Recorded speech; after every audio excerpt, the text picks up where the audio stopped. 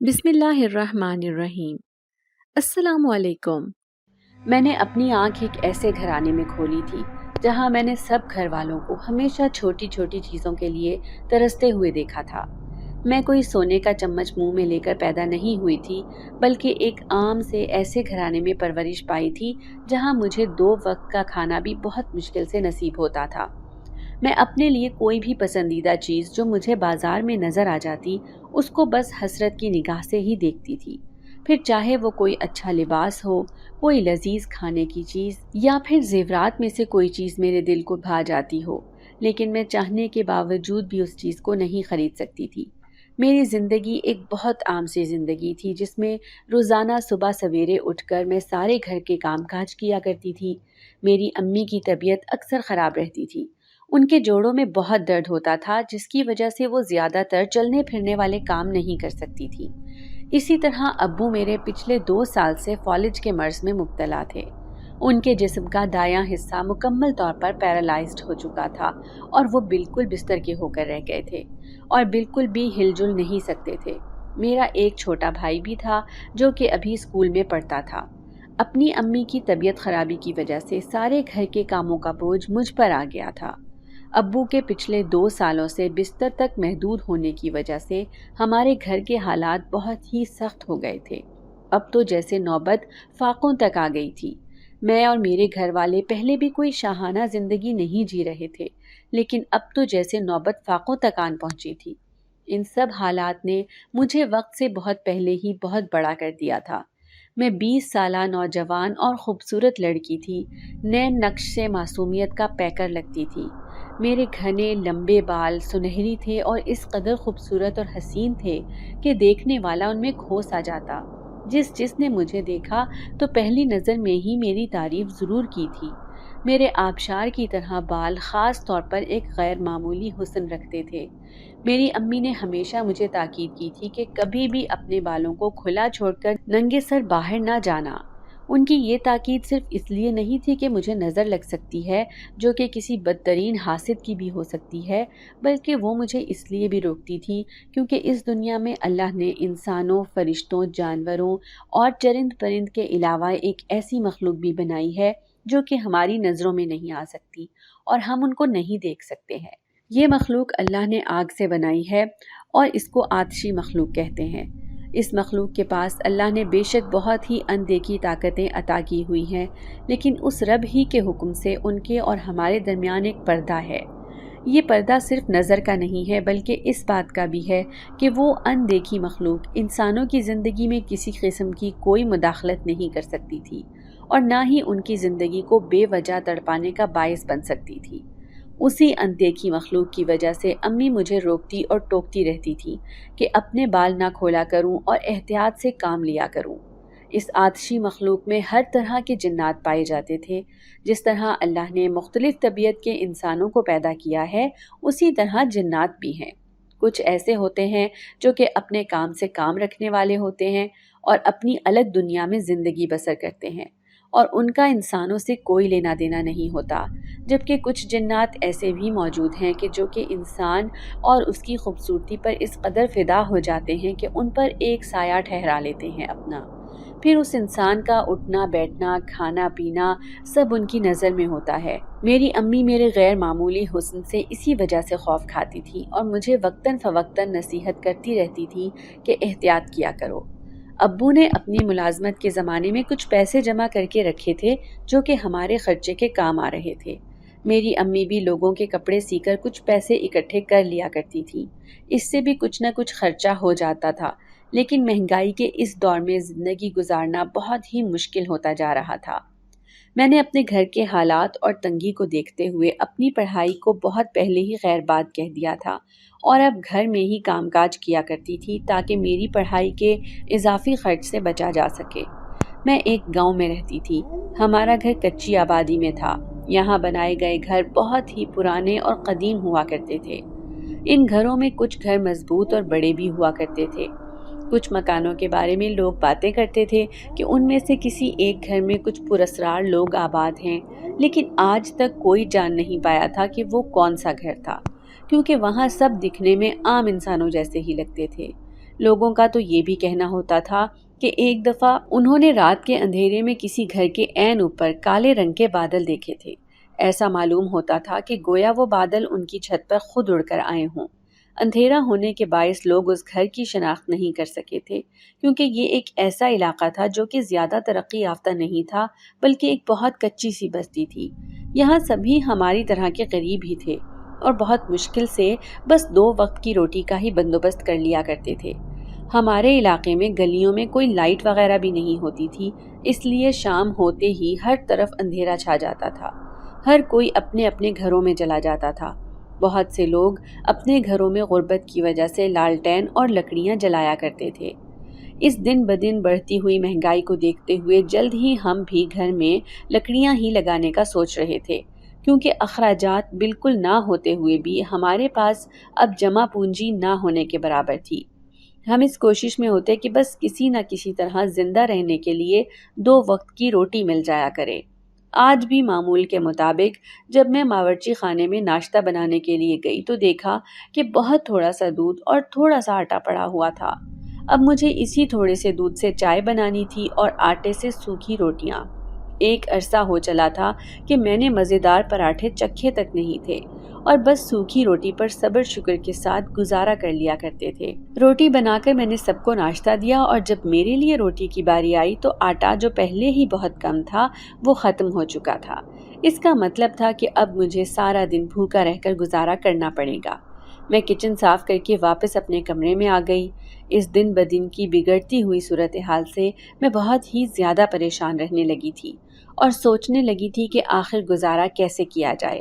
ایسے گھر میں بیٹھ کر تو کچھ حاصل نہیں ہو سکتا تھا، کچھ نہ کچھ تو کرنا ہی تھا، ورنہ تو ہم سب فاقوں کی وجہ سے اپنی جان دے دیں گے۔ اسی پریشانی میں گھرے رہتے ہوئے میری آنکھ لگ گئی تھی۔ دوبارہ میری آنکھ دروازے پر ہوتی دستک سے کھلی۔ جب میں نے باہر جا کر دیکھا تو مجھے یہ دیکھ کر خوشی ہوئی تھی کہ سامنے میری سہیلی کھڑی تھی اور اس کے ہاتھ میں کچھ تھا۔ اندر آ کر اس نے مجھے کہا کہ جلدی سے یہ چاول کھاؤ اور چکھ کر بتاؤ کہ کیسے بنے ہیں۔ میں جو صبح کی بھوکی تھی اور کچھ بھی نہیں کھایا تھا، میں نے فوراً کھانا شروع کر دیا۔ چاول واقعی بہت لذیذ تھے۔ میری سہیلی میرے گھر کے حالات سے بخوبی واقف تھی، لیکن وہ بھی کیا کر سکتی تھی۔ یہاں اس بستی میں تو ہر دوسرا بندہ اسی مفلسی اور غربت سے تنگ تھا، لیکن آج اس کے چہرے پر ایک الوہی چمک تھی۔ کچھ الگ تھا جو کہ میں سمجھ نہیں سکی تھی، لیکن یہ معمہ بھی جلد ہی حل ہو گیا تھا جب اس نے مجھے ایک ایسی خبر سنائی تھی جس سے مجھے فائدہ حاصل ہو سکتا تھا۔ زیادہ نہ صحیح، لیکن اتنا ضرور کہ میں کبھی بھی بغیر کھانے پینے کے زندگی نہیں گزاروں گی۔ لیکن اس سب کے لیے مجھے جن حالات سے گزرنا پڑے گا ان سے میں انجان تھی۔ میری اس سہیلی کی آنکھوں کی چمک کو میں غور سے نہیں دیکھ سکی۔ میں سمجھی تھی کہ شاید وہ اچھی خبر جو میرے لیے لے کر آئی تھی اس کو لے کر پرجوش دکھائی دے رہی تھی، لیکن نہیں، وہ تو بس ایک مقصد پورا کرنے آئی تھی جس کو پورا کرنے پر اسے ایک بھاری رقم ادا کی جاتی اور اس کی زندگی میں پیسہ آ جاتا۔ یہ مفلسی بھی انسان سے کیا کچھ کروا لیتی ہے کہ انسان یہ بھی نہیں سوچتا ہے کہ میں جس کے ساتھ برا کر رہا ہوں وہ میرا کتنا عزیز ہے۔ یہی کچھ میری سہیلی کے ساتھ بھی ہوا تھا۔ اس کو بھی کسی نے ایک بہت بڑی رقم دینے کا وعدہ کیا تھا، جس کے بدلے میں اسے ان لوگوں کے لیے ایک نوکرانی کا انتظام کر کے دینا تھا جو کہ روزانہ ان کے گھر کی صاف ستھرائی کر دیا کرتی اور ساتھ میں کپڑے بھی دھلوانے کا کام تھا۔ یہ کام مجھ جیسی ایک غریب لڑکی کو گھر بیٹھے ہی مل جانا بالکل ایسے ہی تھا جیسے کسی کو بیٹھے بٹھائے قارون کا خزانہ مل گیا ہو۔ میری سہیلی نے جب مجھے یہ خبر دی کہ یہاں ایک قریب میں ہی ایک پرانی حویلی ہے جس میں بس 2 لوگ ہی ہوتے ہیں، ایک ماں اور ایک اس کا بیٹا۔ ان لوگوں کو اپنے گھر کے کام کاج کرنے کے لیے 1 عدد نوکرانی چاہیے تھی۔ جب میری سہیلی نے سنا تو اس کو فوراً میرا خیال ہی آیا تھا۔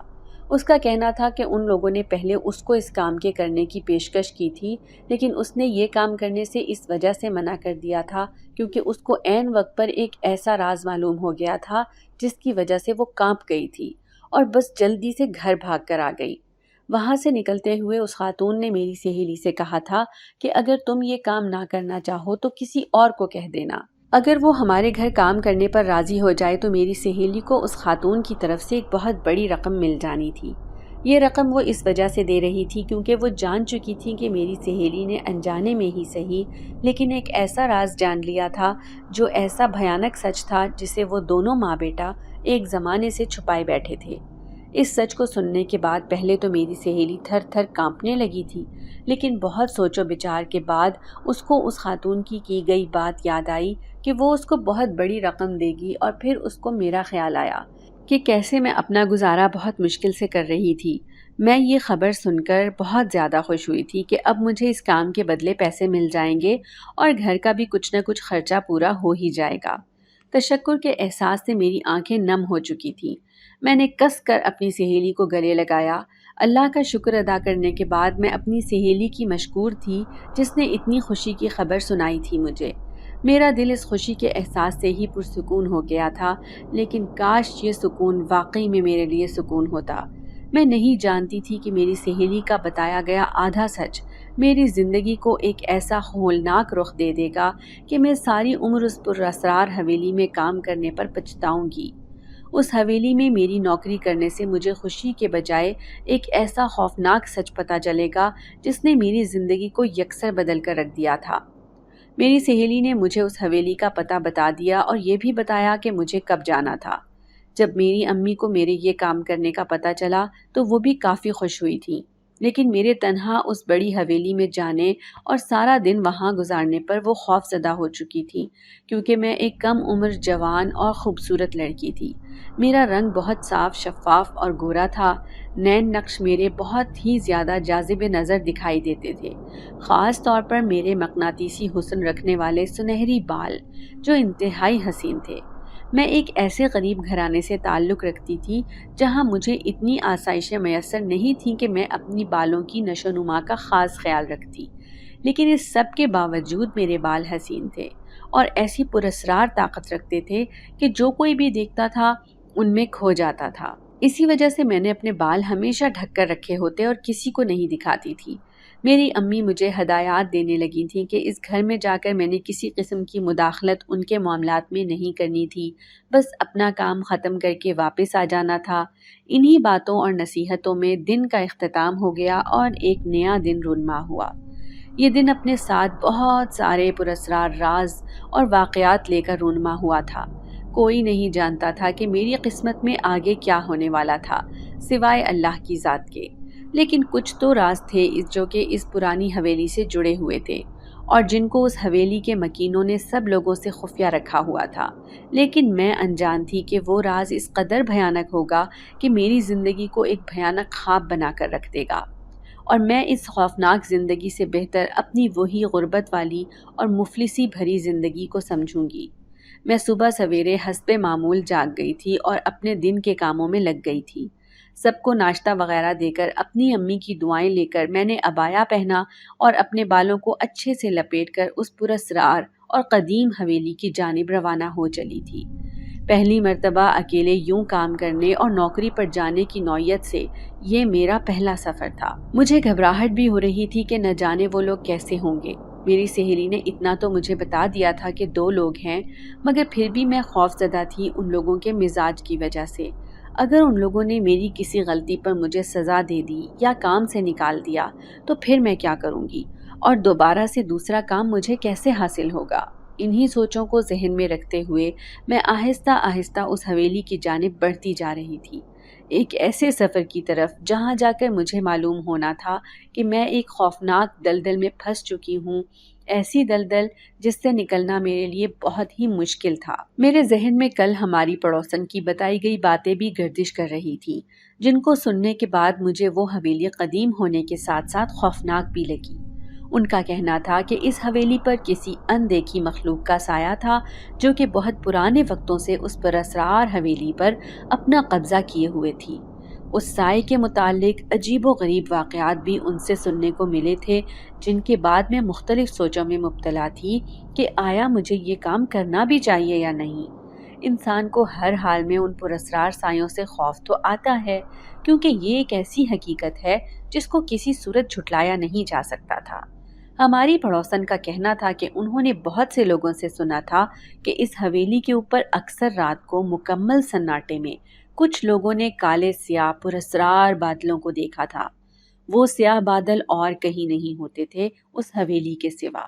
کچھ کا کہنا تھا کہ اکثر لوگوں نے اس حویلی سے ایسی عجیب و غریب آوازیں سنی ہیں جو نہ تو کسی انسان کی تھیں اور نہ ہی جانور یا پرندے کی۔ وہ پراسرار آوازیں شام کے بعد آنا شروع ہو جاتی تھیں۔ کسی کو بھی آج تک اصل حقیقت معلوم نہیں ہو سکی تھی۔ ہر کوئی اس حویلی میں جانے سے خوف کھاتا تھا۔ کچھ کا کہنا تھا کہ وہاں کسی ڈائن کا بسیرا ہے جو رات کے وقت اپنی طاقتیں دکھاتی تھی۔ اس حویلی میں موجود خاتون کئی بار لوگوں کو ملازمت کے لیے پیشکش کر چکی تھی، لیکن کوئی بھی خوف اور ڈر کی وجہ سے وہاں جانے اور کام کرنے پر قطعاً راضی نہیں ہوتا تھا۔ ہر کسی کو یہ باتیں جو اس حویلی کے متعلق ہوتی تھیں وہ سچ ہی لگتی تھی۔ چلتے چلتے میرے ذہن میں خیال آیا کہ میں واپس گھر چلی جاتی ہوں۔ اگر واقعی میں وہاں کوئی سایہ ہوا تو میں کیا کروں گی اور کہاں جاؤں گی؟ لیکن پھر مجھے اپنی سہیلی کی باتیں یاد آتی تھیں کہ اس نے کہا تھا وہاں ایسا کچھ بھی نہیں ہے۔ وہ خاتون بہت ہی اچھے مزاج کی تھی اور نرم دل عورت تھی۔ مجھے اپنی سہیلی پر یقین تھا کہ وہ ان سے مل کر بھی آ چکی تھی اور وہ مجھ سے بھلا کیوں جھوٹ بولے گی؟ لیکن میں بے وقوف یہ بھول گئی تھی کہ دولت ایک ایسی چیز ہے جس کی ضرورت انسان سے ہر وہ کام کروا سکتی ہے جو وہ نہیں بھی کرنا چاہتا تو مجبوراً اس کو کرنا ہی پڑتا ہے۔ اسی طرح میری سہیلی نے بھی کیا میرے ساتھ۔ دولت کی لالچ میں آ کر اس نے مجھ سے ایک ایسا بھیانک سچ چھپا ڈالا تھا جس کی وجہ سے میں ساری عمر کے لیے ایک پراسرار سائے کی قید میں خود چل کر جانے والی تھی۔ میں نے اپنی چادر کو کس کر سر پر لپیٹا ہوا تھا تاکہ میرے بال کسی بھی صورت عیاں نہ ہو سکیں۔ جوں جوں اس حویلی کی طرف میرے قدم بڑھ رہے تھے، میرے خوف میں اضافہ ہوتا جا رہا تھا۔ نہ جانے میری قسمت میں اب کیا لکھا تھا اور میں نے کیا کیا پراسرار واقعات اپنی آنکھوں سے دیکھنے تھے۔ میں ان سب سے انجان اس پراسرار حویلی کی طرف رواں دواں تھی۔ جب میں اپنی سہیلی کے بتائے گئے پتے پر پہنچی تو نظر سامنے اس وسیع و عریض رقبے پر بنی حویلی پر ٹھہر گئی تھی۔ وہ حویلی میری سوچ سے زیادہ بڑی تھی۔ میں ایک گاؤں کی کچی بستی میں رہنے والی لڑکی تھی۔ اب جب نوکری کرنے کے لیے گھر سے باہر نکلی تھی تو وہاں پہنچنے سے پہلے ہی اس حویلی کے متعلق بہت ساری عجیب اور دل دہلا دینے والی کہانیاں سن چکی تھی، جنہوں نے کافی حد تک میرے دل کو مختلف وہمات کا شکار کر دیا تھا۔ میں یہاں آتے ہوئے پورا راستہ خوف زدہ ہی رہی۔ اب جب یہاں پر پہنچ گئی تھی تو اس عمارت کو دیکھ کر مجھے احساس ہوا کہ یہ ایک بہت پرانی عمارت تھی جس کو حویلی کا نام دیا گیا تھا۔ اس حویلی کا داخلی دروازہ مضبوط لوہے کا بنا ہوا تھا۔ وہ دروازہ کھلا ہوا تھا اور اتنی بڑی حویلی کے گیٹ پر کوئی چوکیدار نہیں تھا، اور اس وجہ سے تھا کیونکہ ہر کوئی ہی اس حویلی سے خوف کھاتا تھا اور کوئی بھی یہاں ملازمت کے لیے تیار نہیں ہوتا تھا۔ اب اس سب کے پیچھے بھی کوئی بہت ہی پراسرار وجہ ضرور ہوگی۔ کوئی نہ کوئی تو ضرور آیا ہی ہوگا یہاں کسی زمانے میں ملازمت کی خاطر، جس نے کچھ ایسا دیکھا یا پھر سہا ہوگا جس کی بنیاد پر سب اس حویلی کو ایک پراسرار ٹھکانہ کہتے تھے۔ میری غربت نے بھی آج مجھے اس قدر مجبور کر دیا تھا کہ میں نے اتنی زیادہ افواہوں اور خوفناک کہانیوں کے متعلق سن کر بھی آج اس دروازے پر کھڑی تھی اور اندر کام کرنے کے لیے جانے والی تھی۔ بالآخر بہت سوچ بچار کے بعد میں نے اللہ کا نام لے کر اس حویلی میں قدم رکھ دیا تھا کہ اب جو ہوگا دیکھا جائے گا، لیکن میں انجان تھی کہ اس حویلی میں مجھے ایسی پراسرار چیزیں دیکھنے کو ملیں گی کہ میری روح کانپ اٹھے گی۔ دھڑکتے دل کے ساتھ میں نے اس حویلی کے اندرونی دروازے پر قدم رکھا اور دروازے کی گھنٹی بجائی۔ جب 2 دفعہ گھنٹی بجانے پر بھی کسی نے دروازہ نہ کھولا تو میں واپس جانے کے ارادے سے مڑی۔ ابھی میں نے واپسی کا رخ کیا ہی تھا کہ اچانک کلک کی آواز کے ساتھ دروازہ کھلنے کی آواز آئی اور میں نے کسی خاتون کی آواز سنی جو مجھ سے میرا نام پوچھ رہی تھی۔ شاید میری سہیلی نے ان کو میرا نام پہلے ہی بتا دیا تھا اور اب وہ بس اسی کی تصدیق کر رہی تھی۔ میں نے اپنا نام سنتے ہی اس بات میں سر ہلایا۔ انہوں نے مجھے اندر آنے کو کہا۔ میں اپنی چادر کو مضبوطی سے تھام کر اندر کی جانب بڑھی۔ ان خاتون کا رویہ بہت نرم تھا اور بات کرنے کے دوران ان کے لہجے میں ایک ٹھہراؤ تھا جس کو محسوس کر کے میرے حواس جو ان خوفناک باتوں کی وجہ سے پریشان تھے کچھ نارمل ہوئے۔ میں ان کی تقلید میں اندر کی طرف بڑھی۔ انہوں نے مجھے اندر صوفے پر بیٹھنے کو کہا جو کہ بہت ہی قیمتی معلوم ہوتا تھا۔ بے اختیاری ہی میں میری نظریں اس گھر کا جائزہ لینے لگی۔ میں اندازہ لگانے لگی تھی کہ آخر ایسا کیا تھا اس حویلی میں۔ ہر جگہ اس کے متعلق ایسی دہشت سے بھری باتیں اور افواہیں پھیلی ہوئی تھی۔ وہاں موجود ہر چیز ہی بہت اعلیٰ پائے کی اور بیش بہا قیمتی تھی۔ جب میں نے اس گھر پر طائرانہ نگاہ ڈالی تو مجھے اس عورت کی قسمت پر رشک آیا تھا جو کہ اس وسیع اور شاہانہ حویلی کی مالکن تھیں اور ایک ایسی زندگی گزار رہی تھیں جہاں ہر طرح کی آسائش بغیر مانگے ان کو میسر تھی۔ مجھے اچانک اپنے گھر کے حالات یاد آئے کہ کیسے ہم مشکل سے اپنے گھر کا گزارا کرتے تھے اور بمشکل 2 وقت کا کھانا نصیب ہوتا تھا، لیکن اس حال میں بھی میں اپنے رب کی شکر گزار رہی ہمیشہ۔ ابھی میں ان کی اس حویلی کو اندر سے دیکھ ہی رہی تھی کہ اچانک اس عورت کی آواز سے ہوش میں آئی۔ وہ مجھ سے پوچھ رہی تھی کہ مجھے یہاں آنے میں کوئی مسئلہ تو نہیں ہوا۔ میں نے ان سے کہا کہ نہیں میڈم، یہاں کا راستہ ہم لڑکیوں کے لیے بالکل محفوظ ہے، مجھے کوئی بھی دقت نہیں ہوئی۔ میں اس عورت کے اخلاق اور بات کرنے کے انداز سے بہت متاثر ہوئی تھی۔ وہ میرے یہاں آنے سے بہت خوش دکھائی دے رہی تھی۔ ایسا لگتا تھا جیسے بہت عرصے سے وہ کسی ہمدرد کی تلاش میں تھی، کسی ساتھی کی ان کو ضرورت تھی اور مدد درکار تھی۔ میں بے ساختہ ان کی آنکھوں میں دیکھنے لگی کہ آیا سچ میں وہ اتنی مہربان اور نرم دل تھیں؟ جب میں نے ان کی آنکھوں میں غور کیا تو نہ جانے کیوں مجھے وہاں ایک اندیکھا ڈر، خوف اور تکلیف نظر آئی۔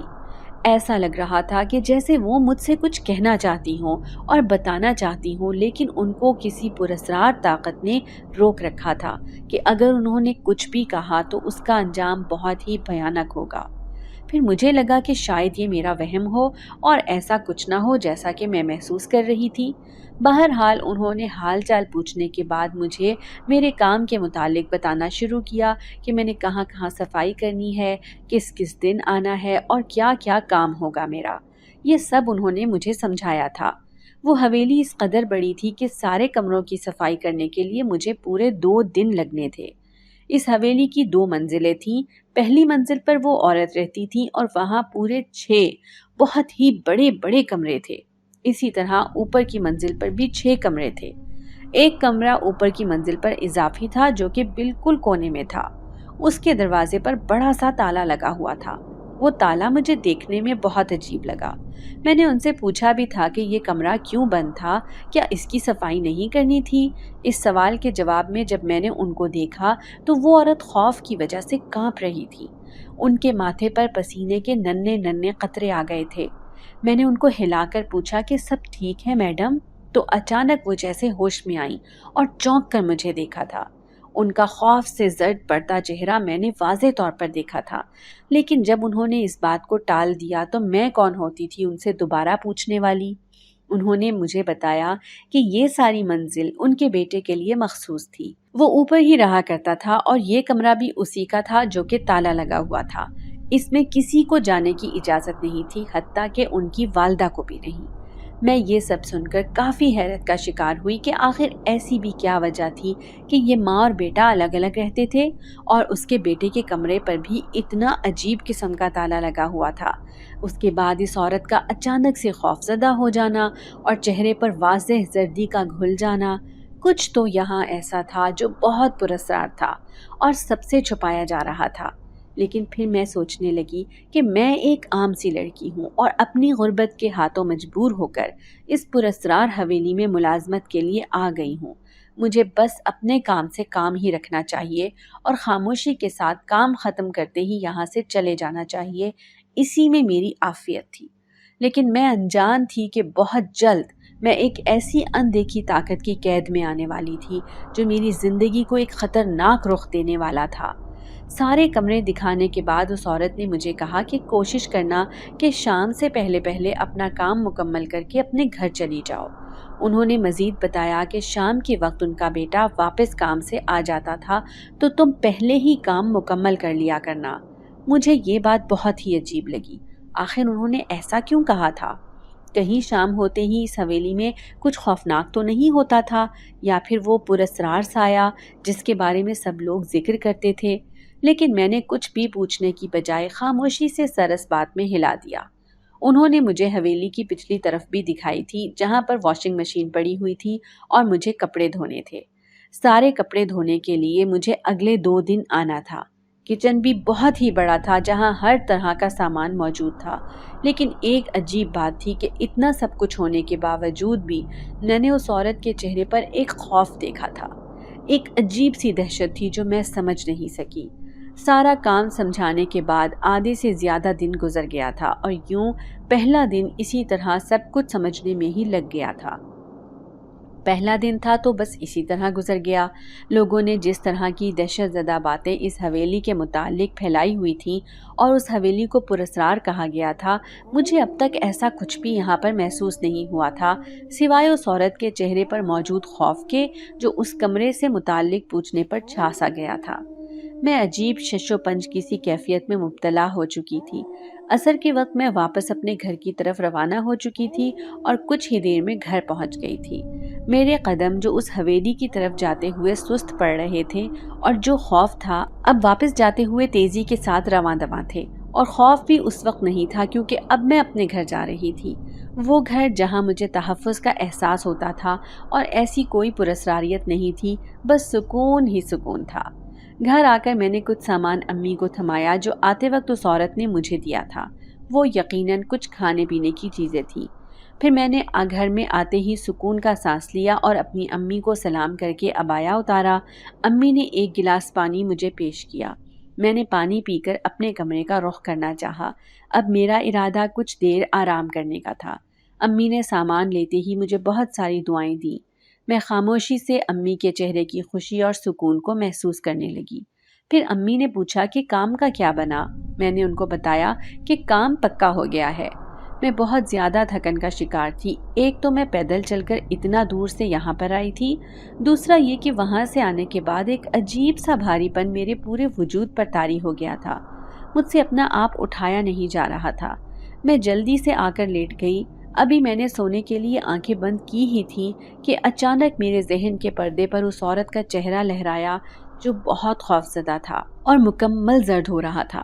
میں ایک دم خوفزدہ ہو گئی تھی۔ اس عورت کی ویران التجا کرتی آنکھیں یاد آئی تھیں۔ میں سمجھ نہیں پا رہی تھی کہ ایسا کیوں ہوا اچانک سے۔ میں نے یہ بات اپنی امی کو بھی بتائی تھی لیکن انہوں نے مجھے کہا کہ یہ تمہارا وہم ہوگا، ایسا کچھ نہیں ہوگا، اور اگر ایسی کوئی بات تھی بھی تو مجھے ان کے مسائل میں نہیں پڑنا چاہیے۔ ان افواہوں کو لے کر میری امی بھی پریشان ہی تھی، لیکن مجبوری یہ تھی کہ ہمارے حالات ایسے ہو گئے تھے کہ اگر یہ نوکری بھی نہ رہتی تو نوبت فاقوں کی آ جاتی۔ ہم 2 وقت کا کھانا کھانے کو بھی ترستے، اسی لیے ہمیں یہ سب برداشت کرنا تھا۔ انہی سوچوں میں رات بیت چکی تھی، مجھے پتہ بھی نہیں لگا اور اس حویلی سے متعلق سوچتے سوچتے ہی میری آنکھ لگ گئی اور میں نیند کی وادیوں میں چلی گئی۔ اگلا دن اپنے ساتھ بہت سی نئی حقیقتیں لے کر نمودار ہوا تھا۔ میں اسی طرح صبح سویرے اٹھی اور ناشتہ وغیرہ کر کے حسب معمول اپنا عبایا زیب تن کیا اور گھر سے باہر نکل گئی۔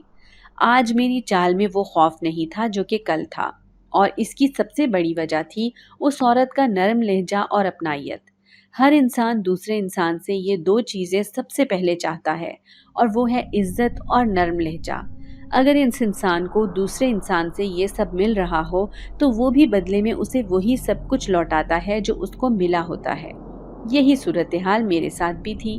لوگوں کی خوفناک باتوں کو لے کر میں اس قدر خوفزدہ ہو چکی تھی کہ مجھے ہر چیز ہی اس حویلی کی پراسرار معلوم ہو رہی تھی، لیکن اس عورت کی اپنائیت نے مجھے اپنا نظریہ بدلنے پر مجبور کر دیا تھا۔ لیکن میں بے وقوف یہ نہیں جانتی تھی کہ جن افواہوں کو میں نظر انداز کر رہی تھی وہ در حقیقت ایک بھیانک سچ تھا جو کہ بہت جلد کھل کر میرے سامنے آنے والا تھا۔ لیکن تب تک بہت دیر ہو چکی ہوگی، میں کچھ نہیں کر سکوں گی، سب دروازے میرے لیے بند ہو جائیں گے۔ اس حویلی کے اندرونی دروازے پر پہنچ کر ابھی میں گھنٹی بجانے ہی لگی تھی کہ اچانک اندر سے مجھے کسی کے چیخنے اور چلانے کی آوازیں آنے لگیں۔ وہ آواز ایسا لگتا تھا کہ میں نے کسی کی سن رکھی ہے۔ اچانک ایسے لگا تھا جیسے کوئی زوردار طریقے سے گرا ہو۔ میں بہت خوفزدہ ہو گئی تھی کہ اندر ایسا کون تھا جو چیخ رہا تھا، اور جو نام میرے ذہن میں آ رہا تھا اس کا سوچ کر میں ڈرنے کے ساتھ ساتھ پریشان بھی ہو گئی تھی۔ میں نے سوچا کہ مجھے ضرور ان کی مدد کرنی چاہیے، وہ عورت ضرور کسی بڑی تکلیف میں ہے۔ میں نے فوراً سے پہلے گھنٹی بجائی اور دروازہ زور زور سے بجانے لگی۔ ابھی میں دروازہ بجا ہی رہی تھی کہ وہ چیخنے کی آواز آنا بند ہو چکی تھی اور پھر خاموشی چھا گئی تھی۔ میں نے پھر سے گھنٹی بجائی اور اس مرتبہ تھوڑا چلا کر پوچھا کہ میڈم آپ ٹھیک تو ہیں؟ دروازہ کھول دیں۔ لیکن کسی کی کوئی آواز نہیں آئی۔ میں بہت ڈر گئی تھی اور کسی کی مدد لینے کی خاطر باہر کی طرف جانے کا سوچا، لیکن اچانک کسی نے دروازہ کھولا۔ میں یہ دیکھ کر حیران رہ گئی کہ دروازہ کھولنے والی وہ عورت نہیں بلکہ ایک 30 سال کے لگ بھگ آدمی تھا جو کہ وجاہت کا شکار تھا۔ اس کا قد کافی لمبا تھا اور آنکھیں انتہائی سرخ ہو رہی تھیں۔ اس کی آنکھوں میں بے انتہا غصہ تھا۔ میں بے ساختہ ڈر کر ایک قدم پیچھے ہوئی تھی۔ ڈرتے ڈرتے میں نے اس آدمی کو بتایا کہ میں یہاں پر کام کرنے والی ہوں، مجھے یہاں میڈم نے رکھا تھا۔ اس آدمی کے غصے سے صاف لگ رہا تھا کہ وہ میرے وہاں آنے پر بہت غصے میں تھا اور اس کو میرا آنا بہت ناگوار گزرا تھا۔ اچانک پیچھے سے آواز آئی، کون ہے بیٹا؟ یہ آواز اسی عورت کی تھی۔ ان کے بیٹا کہنے پر مجھے معلوم ہوا کہ وہ آدمی ان کا بیٹا تھا۔ انہوں نے جب مجھے اندر آنے کی اجازت دی تو وہ آدمی راستے سے ہٹ گیا اور مجھے اندر آنے کا راستہ مل گیا تھا۔ یوں میں اندر چلی گئی۔ میں تصور میں سوچ رہی تھی کہ شاید میڈم کو کوئی چوٹ آئی ہو جس کی وجہ سے وہ چلا رہی تھی، لیکن میں گھر کا ماحول اور ارد گرد پھیلاوا دیکھ کر حیران رہ گئی تھی۔ میڈم کو بالکل صحیح سلامت اور ٹھیک ٹھاک دیکھ کر مجھے بہت حیرانی ہو رہی تھی کہ آخر یہاں ہوا کیا تھا، لیکن میں انجان تھی کہ یہاں ایک قیامت برپا ہو چکی تھی۔ ایک ایسی قیامت جو کہ ایک بہت بڑا طوفان تھا جو اس عورت کی زندگی میں ایک زمانے سے برپا تھا، اور ظلم تو یہ تھا کہ وہ کسی کو بتا بھی نہیں سکتی تھی، کیونکہ اس کو جس طاقت نے روک رکھا تھا وہ 1000 سال پرانا جن تھا۔ ایک ایسا جن جو ظالم اور سفاک تھا، جس کے پاس بے تحاشا طاقت تھی، اور اگر اس کا سایہ کسی پر پڑ جاتا تو وہ کبھی اس سے اپنی جان نہیں چھڑا سکتا تھا۔ اس بات کا جیتا جاگتا ثبوت وہ عورت تھی جو انسان ہوتے ہوئے بھی ایک عرصے سے اس ظالم جن کی قید میں تھی۔ اس کی زبان پر اس جن نے اپنی طاقت سے ایسا جادو کر کے رکھ دیا تھا کہ وہ چاہتے ہوئے بھی کسی کو کچھ نہیں بتا سکتی تھی کہ وہ کس اذیت میں زندگی گزار رہی تھی۔ اس کی زندگی کا ایک بھیانک باب ایسا تھا جو ہر کسی سے پوشیدہ تھا۔ اس کو کچھ اندیکھی طاقتوں کے زور نے ایک راز رکھا گیا تھا۔ اس جن نے بہت سالوں سے اس عورت کو قید کر کے اس کے ساتھ شادی کر رکھی تھی۔ ایک ایسا رشتہ بنایا گیا تھا جو بالکل غیر فطری تھا۔ ایک انسان اور جن کی شادی کا انجام اتنا بھیانک تھا کہ اس کو سوچ کر روح کانپ اٹھتی تھی۔ وہ عورت تو پھر یہ سب کچھ برداشت کر رہی تھی۔ یہ تکلیف اور خوف ہی تھا جو وہ عورت بیان کرنا چاہ رہی تھی لیکن کر نہیں پا رہی تھی۔ اس ڈر اور وحشت کو وہ اپنی آنکھوں کے ذریعے بیان کرنا چاہتی تھی، لیکن افسوس اس کی فریاد اس وقت اللہ کے سوا کوئی سمجھنے والا نہیں تھا۔ وہ بالکل بے بس ہو چکی تھی۔ میں اندر کی طرف بڑھی تو اس پھیلاوے کو سمیٹنے کی خاطر اپنا بیگ بہت ہی احتیاط کے ساتھ ایک میز پر رکھا۔ اس بیگ میں ہر وقت اپنے ساتھ قرآن پاک رکھا کرتی تھی۔ اللہ کے کلام کو اپنے ساتھ رکھ کر مجھے ایک تحفظ کا احساس ہوتا تھا۔ ویسے بھی اس پراسرار حویلی میں آتے وقت میری امی نے خاص تاکید کی تھی کہ یہ کلام پاک ہمیشہ اپنے ساتھ رکھنا۔ میں نے اس کے بعد ہر بکھری ہوئی چیز کو اس کی درست جگہ پر رکھنا شروع کر دیا تھا۔ میڈم کا وہ بیٹا جو پہلی نظر میں ہی مجھے خوف میں مبتلا کر چکا تھا، اس وقت وہاں سے جا چکا تھا۔ شاید وہ اپنے اوپر کے پورشن میں چلا گیا تھا۔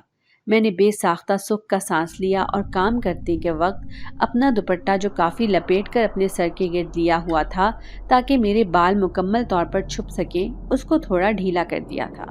اس کی ایک وجہ یہ تھی کہ اس عورت کا بیٹا اوپر جا چکا تھا اور آج کل شدید گرمی کا موسم تھا اور صفائی ستھرائی کرتے وقت مجھے بے حد گرمی لگ رہی تھی۔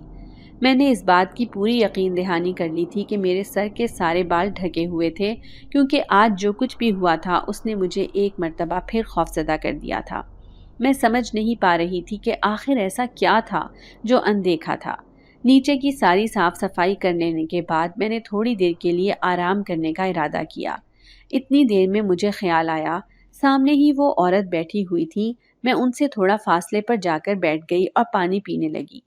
اتنی دیر میں اس عورت نے مجھ سے پوچھا کہ بیٹی اس بیگ میں ایسا کیا ہے جو تم کافی احتیاط کے ساتھ اس کو اوپر میز پر رکھ رہی تھی؟ میں نے ان کو بتایا کہ اس میں قرآن پاک ہے۔ یہ سننا تھا کہ اچانک اس عورت کی آنکھیں مجھے لگا جیسے مسکرائی ہوں اور ان کی چمک میں اضافہ ہوا ہو۔ میں نے ان کی خوشی کو واضح محسوس کیا تھا۔ وہ اس بیگ کو محبت اور عقیدت سے دیکھنے لگی۔ مجھے لگا کہ شاید وہ اس کو پڑھنا چاہتی ہوں، لیکن انہوں نے ایسا کچھ نہیں کہا۔ انہوں نے بس مجھ سے پوچھا کہ کیا تم اس کی تلاوت کرتی ہو؟ تو میں نے فوراً اس بات میں سر ہلایا۔ یہ سن کر ان کے چہرے پر مسکراہٹ چھا گئی تھی۔ میں اس کے بعد اوپر جانے کے لیے اٹھی تو اس عورت نے اچانک سے خوفزدہ ہو کر میرا ہاتھ تھام لیا۔ میں چونک کر پیچھے مڑی تو دیکھا کہ ان کے ماتھے پر پسینے کے قطرے آئے ہوئے تھے۔ میں ان کے چہرے پر آج خوف دیکھ کر حیران رہ گئی تھی۔ ان کی نظریں بار بار قرآن مجید پر جاتے دیکھ کر مجھے پریشانی اور خوف آنے لگا۔ میں سمجھی کہ شاید وہ پڑھنا چاہ رہی ہیں۔ میں نے فوراً قرآن مجید کو بیگ سے نکال کر ان کے سامنے لے کر بیٹھی۔ ان کی آنکھوں سے بے ساختہ آنسو جاری ہو گئے تھے۔ میں بہت پریشان ہو گئی تھی۔ بالآخر میں نے خود ہی تلاوت کرنے کا سوچا تھا۔ اللہ کا نام لے کر میں نے قرآن کی تلاوت کرنا شروع کر دی تھی۔ ابھی میں نے سورج جن کی پہلی آیت ہی پڑھی تھی کہ زوردار گرج ہوئی۔ آسمان میں کالے سیاہ بادل چھا گئے تھے۔ ہر طرف ایک عجیب سے احساس نے مجھے اپنی لپیٹ میں لے لیا تھا۔ یہ پراسرار بادلوں کا ڈھیر صرف اور صرف اس خوفناک حویلی کے اوپر تھا۔ وہ منظر جس کے بارے میں بہت سے لوگوں نے پیشن گوئی کی تھی کہ یہ حویلی ایک بھیانک سائے کی قید میں تھی اور ساتھ میں ایک بے قصور عورت کو بھی ایک عرصے سے اپنے قبضے میں کر رکھا تھا۔ اس حویلی میں یہ کالے سیاہ بادل تبھی آتے تھے جب وہ عورت کلام اللہ کا ورد زبانی کرتی تھی۔ اس کے بعد اس بھیانک جن نے اپنی طاقت سے اس عورت کو روک دیا تھا کہ وہ ورد نہیں کر سکتی تھی۔ یہ اسی وجہ سے ممکن ہو سکتا تھا جب کوئی جن کسی انسان سے شادی کر لے، تب اس کا پورا اختیار ہوتا تھا کہ وہ اس کو مکمل اپنے اختیار میں کر لیتا تھا اور اس کی زندگی ایک قیدی جیسے ہوتی جو اپنی مرضی سے کھل کر سانس بھی نہیں لے سکتا تھا۔ ابھی میں تلاوت کر ہی رہی تھی کہ اچانک میری نظر اس عورت کی گردن کی طرف گئی۔ خوف سے میری چیخ نکل گئی تھی، جس کو میں نے فوراً اپنے منہ پر ہاتھ رکھ کر دبایا۔ ان کی گردن پیچھے کی طرف ہوئی تھی۔ ایسے لگ رہا تھا جیسے کسی اندیکھی طاقت نے پوری قوت کے ساتھ جکڑی ہوئی تھی اور وہ کچھ بھی کر نہیں سکتی تھی۔ اچانک ہر طرف تیز ہوائیں چلنی شروع ہو گئی تھیں۔ وہ تیز ہوائیں اس قدر بھیانک اور خوفناک معلوم ہو رہی تھیں۔ اس گھر کے لاؤنج میں موجود ہر چیز تہس نہس ہو چکی تھی۔ خوف سے میری چیخیں نکل رہی تھیں۔ ڈر کے مارے میں نے اس عورت کی طرف دیکھا تو اس کی نظریں اب بھی قرآن مجید کی طرف ہی تھیں، جیسے کہنا چاہتی ہوں کہ میں اس سورت کو پڑھنا جاری رکھوں اور بغیر رکے پڑھتی رہوں۔ ان کی آنکھوں میں لکھی التجا کو میں فوراً سمجھ گئی تھی اور اپنی ساری توجہ سورہ جن پڑھنے پر مرکوز کر دی تھی۔ خوف سے میرا جسم تھر تھر کانپنے لگا تھا۔ بہت مشکلوں سے میں نے اپنی چیخوں کا گلا گھونٹ رکھا تھا۔ ابھی میں پڑھ ہی رہی تھی کہ اس عورت کے منہ سے غوں غوں کی آواز آنے لگی۔ میرا چہرہ لٹھے کی مانند ہو گیا تھا۔ خوف سے میں کانپنے لگی تھی۔ جیسے جیسے سورت اپنے اختتام کی جانب جا رہی تھی، میں نے محسوس کیا کہ ہر طرف موجود اس شور میں کمی آنے لگی۔ یہ بھیانک منظر آہستہ آہستہ ڈھلنے لگا تھا اور یہ سب اس وجہ سے تھا کہ میں بنا روکے اللہ کا پاک کلام پڑھ رہی تھی۔ اس کلام کے زور کی وجہ سے اس جن کا جلال اور پراسرار طاقت کا اثر ماند ہونے لگا تھا۔ اس عورت کا چہرہ انتہا درجے کا سرخ ہو چکا تھا۔ اس کا سانس وہ بھیانک جن تقریباً گھونٹ چکا تھا کہ سورج جن کے مکمل ہوتے ہی اس اندیکھی پراسرار طاقت نے اسے چھوڑ دیا تھا۔ بے دھیانی اور اس خوف کے اثر کی وجہ سے مجھے علم ہی نہیں ہو سکا کہ میرے سر سے کس کر لیا گیا دوپٹہ سرک چکا تھا۔ میرے بال جو ایک پراسرار حسن کے مالک تھے، آبشار کی مانند کمر پر پھیل گئے تھے۔ خوف سے میرا چہرہ لٹھے کی مانند سفید ہو چکا تھا، لیکن اس خوف کے اثر میں مجھ سے ایک بہت بڑی غلطی ہو گئی تھی۔ دوپٹے کا میرے سر سے سرکنا تھا کہ عین اسی لمحے اس عورت کا بیٹا جو کہ ایک جن زادہ تھا، وہ اپنے پورشن سے نیچے کی طرف آ رہا تھا۔ وہ جن زادہ اس لیے تھا کیونکہ اس کی ماں ایک عورت اور باپ ایک جن تھا، ایک ایسا جن جو کہ پراسرار طاقتیں ہونے کے باوجود انسانی جسم رکھتا تھا۔ اس کا باپ ایک عاشق مزاج جن تھا جو کہ ایک انسان پر فدا ہو کر اس کی زندگی کو اتنا بھیانک بنا چکا تھا کہ سننے سے ہی روح کانپ اٹھے۔ یہی عاشق مزاج طبیعت اس جن کی طرف سے اس کے بیٹے میں بھی منتقل ہوئی تھی، لیکن قدرت کا کرنا تھا کہ آج تک اس جن زادے کو کوئی بھی پسند نہیں آئی تھی۔ لیکن مجھ جیسی لڑکی کو دیکھتے ہوئے اس کی نظر ان آبشار جیسے بالوں میں الجھ کر رہ گئی تھی۔ اس کی آنکھیں آہستہ آہستہ سرخ ہونا شروع ہو گئی تھی۔ وہ بغیر پلک جھپکائے ان بالوں کو یک ٹک دیکھے جا رہا تھا۔ اس کی ماں جس نے اپنی ساری عمر اس پراسرار مخلوق اور ان کی بھیانک طاقتیں دیکھتے ہوئے گزاری تھی، اپنے جن ذات بیٹے کی اچانک سرخ ہوتی آنکھوں کو دیکھ کر اور اس کی عجیب نظریں میرے حسین بالوں پر دیکھ کر وہ خوف سے تھر تھر کانپنے لگی تھی۔ وہ سمجھ گئی تھی کہ تاریخ نے ایک بار پھر سے اپنے آپ کو دہرانا شروع کر دیا تھا۔ وہی بھیانک داستان پھر لکھی جا رہی تھی۔ اسی طرح ایک رات میں وہ ظالم اور عاشق مزاج جن، جو دیکھنے میں انتہائی خوفناک تھا اور جس کو دیکھنے سے انسان کانپ اٹھتا، وہ سفاک جن اس خوبصورت اور غیر معمولی حسن رکھنے والی عورت کا اسیر ہو چکا تھا۔ اس نے اس عورت کی کسی التجا کو نہ سنا اور اپنے ساتھ جنات کی بھیانک وادی کو حقاف میں لے گیا۔ وہاں جا کر اس خوفناک وادی کو دیکھ کر اس عورت نے دہشت ناک چیخیں ماری تھیں تاکہ کوئی ان کی مدد کو آ سکے، لیکن اس ظالم جن سے ہر کوئی خوف کھاتا تھا۔ آج تک کوئی بھی اس کے آگے بول نہیں سکا تھا اور نہ ہی کسی میں اتنی طاقت تھی سوائے اس کے بیٹے کے۔ قدرت نے اس جن ذات کے اندر ایسی طاقتیں رکھ ڈالی تھیں کہ وہ اس جن کو قابو کر سکتا تھا۔ اس کے پاس ایسے خوفناک آگ سے بنے ہوئے پر تھے جن کو وہ جن زادہ جب ہوا میں لہراتا تو اس سے ایسی آگ کے شعلے نکلنے لگتے جو اس جن کے آتشی وجود کو مفلوج کر کے رکھ دیتے تھے۔ اس کے بعد وہ جن مضبوط اندیکھی رسیوں کے ذریعے جکڑا ہوا تھا۔ وہ رسیاں معمولی رسیاں نہیں ہوتی تھیں بلکہ آگ سے بنی ہوئی جناتی رسیاں تھیں۔ ان کو اگر کوئی انسان غلطی سے بھی ہاتھ لگا لیتا تو اس کا ہاتھ جل کر بھسم ہو جاتا۔ اس ظالم جن نے کئی انسانوں کو عبرتناک موت دینے کے لیے انہی جناتی رسیوں کا استعمال کیا تھا۔ اپنے بیٹے کی ایسی نظر دیکھ کر اس عورت کو یقین ہو چکا تھا کہ اب اس جن ذات کا سایہ مجھ پر آ چکا تھا۔ اپنے سر سے دوپٹہ اتارنے کی غلطی کی وجہ سے اب مجھے ساری زندگی اس جن ذات کی قید میں رہ کر گزارنی تھی۔ اس جن ذات کے اندر اس کی ماں کی کچھ خوبیاں بھی موجود تھیں، جن میں سے ایک یہ بھی تھی کہ اس کا جسم مٹی سے بنا ہوا تھا۔ اس کے اندر بے تحاشا پراسرار طاقتیں موجود تھیں اور اس قدر بھیانک تھیں کہ وہ اپنے ظالم اور سفاک جن باپ کو بھی قابو میں کر سکتا تھا۔ اب کچھ بھی نہیں ہو سکتا تھا۔ ایک نئی کہانی کا آغاز ہو چکا تھا جس کا مرکز میں تھی اور وجہ بنے میرے غیر معمولی حسن رکھنے والے خوبصورت بال۔ میں اب ہمیشہ ہمیشہ کے لیے ایک جن ذات کی قید میں آ چکی تھی۔ اگر آپ کو آج کی ہماری کہانی پسند آئی ہے تو اسے لائک کیجیے اور اپنے پیاروں کے ساتھ شیئر کیجیے۔ اور ہاں، اگر آپ نے ابھی تک ہمارا چینل سبسکرائب نہیں کیا تو ضرور کیجیے۔ ملتے ہیں کل ایک نئی اور دلچسپ کہانی کے ساتھ۔ تب تک کے لیے اللہ حافظ۔